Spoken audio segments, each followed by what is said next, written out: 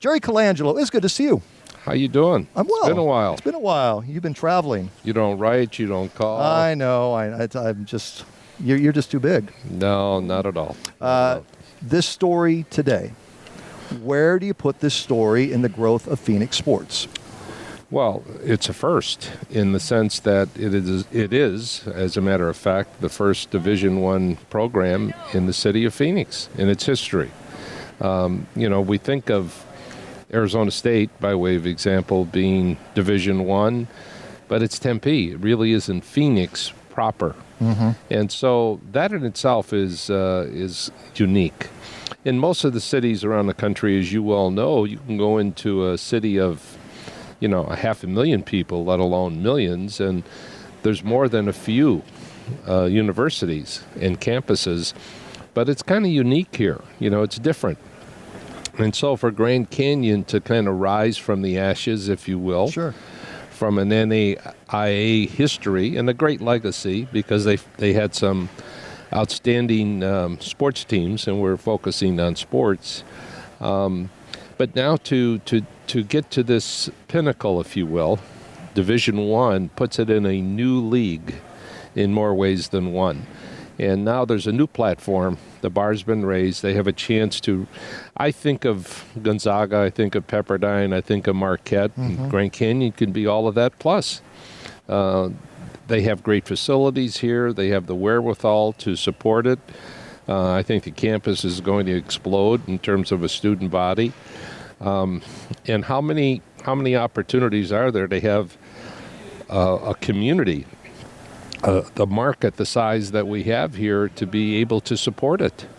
So I think the future is extremely bright for this university. How much work, you will never tell me straight up, but I have to ask anyways, how much work behind the scenes did you do on this one? Because I've heard from a lot of people that you were a driving force to get this done. Well, this is Brian's dream. This was his, the thing that he wanted more than anything. He saw it as a ticket to get to another level, and I supported it. I've always believed, and you know this, that life is relational. And if you have relationships, there are opportunities at times where you can put that to good use. And knowing what his game plan was, I just took the liberty of making introductions and trying to be helpful where I could. But I'm giving all this credit to Brian Mueller. And you've been involved in this university for a while. Your name's up on a building here. You have a lot invested here personally. I do, and the fact that it has a Christian platform means something to me. The fact that it's right here on the west side, where I have other interests on the west side, a little bit further west, like the Wigwam and Litchfield Park and Douglas Ranch and Buckeye, etc. But I just feel good about the affiliation. And when I was I was on the board actually for a while, and then asked if they could use the name in the business school and to have a sports program, and I jumped at that. That was kind of fun. That was exciting. And I've had some guests show up unexpectedly and shock some of the students, and the program's doing extremely well. And they're excited about that, and so am I. It's a business, for those that aren't aware. Sports business school. Yeah. Mm-hmm. And I have a daughter who's here now as a freshman, and I've seen the growth. That's great. Yeah.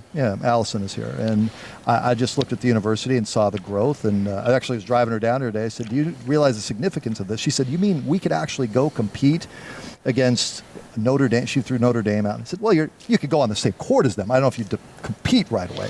That takes time. It takes time. Takes time. Well, I have you. So what else is going on? What's the deal with the USA Olympic Training Center? I'm hearing all sorts of things about that. Well, what have you heard? Well, Southeast Valley, a little closer. Go ahead. Do you want me to give the exact location? No, I'm asking the questions. Okay. Now, what else have you heard? All right. Somewhere around Mill Avenue. How's that? That's pretty good. Yeah. Well, we'll see. Am I on the right track? We'll know a lot more in January. January. Okay. And that would be huge. Mid-January, yes. I mean, I'm committed to, first of all, USA Basketball, just signing up for another 4 years as chairman. And going to Rio. We'll be going to Rio for the Olympics in 16, and I was hopeful that would have been Chicago, but we were not awarded the Olympics for 16, and so that's number one. Number two, we almost had a campus here, in Glendale, but the economy didn't cooperate, and the developer wasn't able to perform. But this is a different time, and there's some opportunity in the East Valley that may percolate, and we'll see where it takes us. Jerry Colangelo with Brad Sussmat, Grand Canyon University, pros2preps.com, Extra Sports 910 up until 2 o'clock. And just to go back on that with the Olympics, so the Glendale situation, I had heard that. You'd actually looked at here. There was a little bit of looking at here at one point of building a facility. We did, but it really would not have fit, in terms of, it would have been a conflict in too many ways, although we did take a look at that. Sports ownership, you done? You finished? I think so. Yeah? Yeah, I've been there. It's an open-ended deal. I've been there, done that, and, I'm happy. The thing I really get a kick out of is when I see people sometimes who, don't know my everyday things. Well, what are you doing now that you're retired? Oh, I know. And, out of sight, out of mind, so to speak. But I'm as busy now as I've ever been, just doing different things. Right. And as you know, USA Basketball is my fix. Basketball is my passion. I have an opportunity to stay really involved in the game on all kinds of levels because of USA Basketball and my affiliation. And then the Basketball Hall of Fame is another major connector for me. And so I'm still very active in the game in many ways.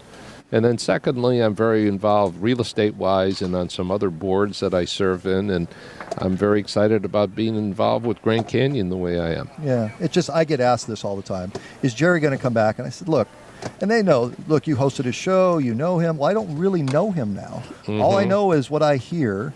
And when we do sit and chat, it is about real estate. It is about Valley. It's about tourism, I think, quite a bit. Tourism's a big hot button. Well, the other thing I've been very involved in is with the governor serving as co-chair with her, with the ACA, the Arizona Commerce Authority, formerly the Department of Commerce, which we kind of tore down and then created a new entity. We privatized it.